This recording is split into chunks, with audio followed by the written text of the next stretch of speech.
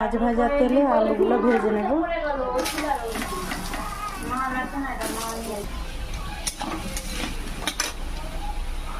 কাঁচা পেঁয়াজ,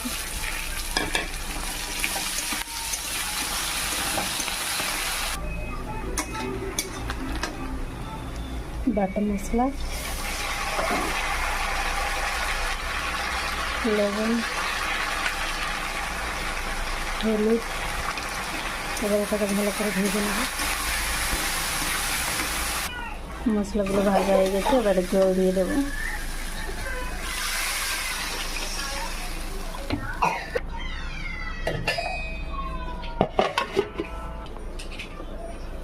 মাছের ঝোলগুলো ফুটে গেছে, এবার মাছগুলোকে দিয়ে দেবো।